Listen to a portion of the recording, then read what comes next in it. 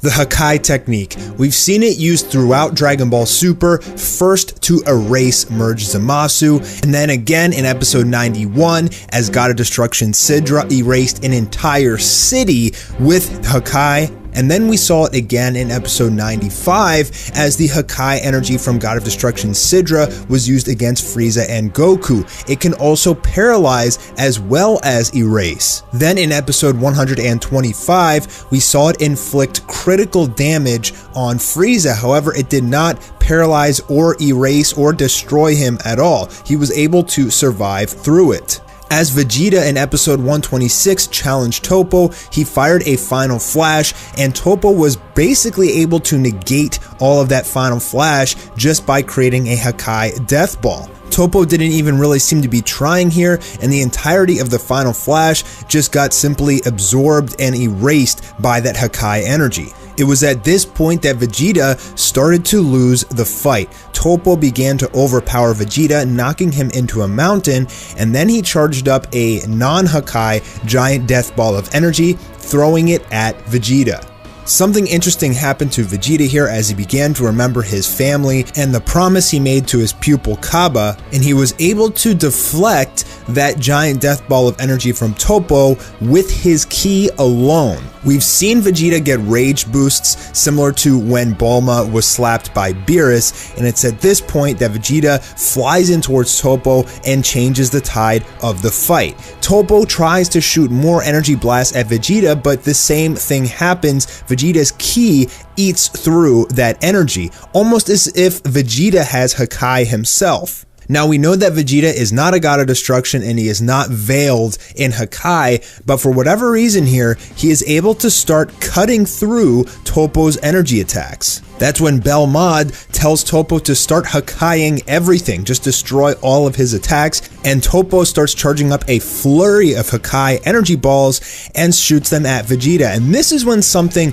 very, very interesting happened with Vegeta. He charges up his aura into his fist and is somehow able to punch through and break apart that Hakai energy. Even Toppo can't believe it, as Hakai energy until this point was seemingly the strongest energy and it was indestructible. Vegeta was able to break through the Hakai energy and starts hurting Toppo severely. How was Vegeta able to do this? How was he able to negate or at least destroy God of Destruction energy, which is supposed to erase anything it touches, and simply power through it? Does Vegeta have some level of God of Destruction energy in himself? Does his new form somehow have the ability to cut through energy? Or was it simply because Vegeta was so much stronger than Toppo that the Hakai did not work, and the Hakai only works on enemies who are weaker than its user? The answer is the later of the three,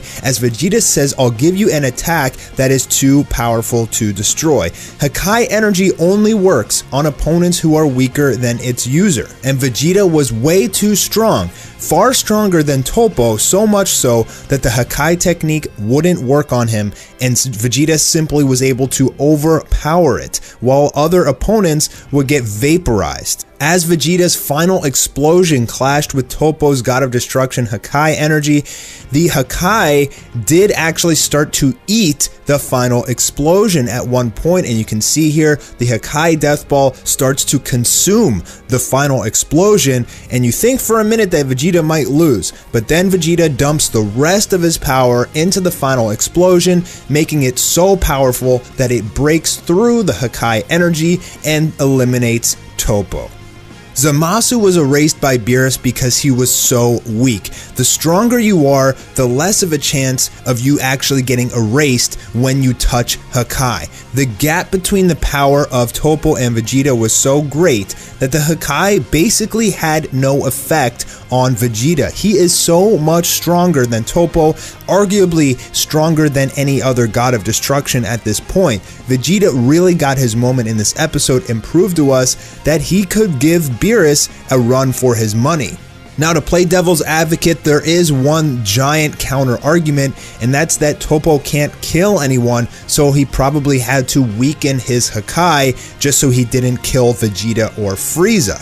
I think that makes a lot of sense, but at the same time, it was pretty clear that at the end of the episode, Toppo was very desperate and probably dumped all of his energy into that final Hakai-verse final explosion clash and still lost. And the reason he lost is because Vegeta's energy and power are so much stronger than Hakai, and Hakai only works on weaker opponents. I think this also explains why, even though Toppo was veiled in God of Destruction energy, and in episode 125, Gohan said that if you punch Toppo, you will end up like this erased rock, meaning you can't hit him with physical attacks, Vegeta was still able to do that in episode 126 because Vegeta's power was so much higher than Toppo that God of Destruction Hakai energy could not hurt Vegeta.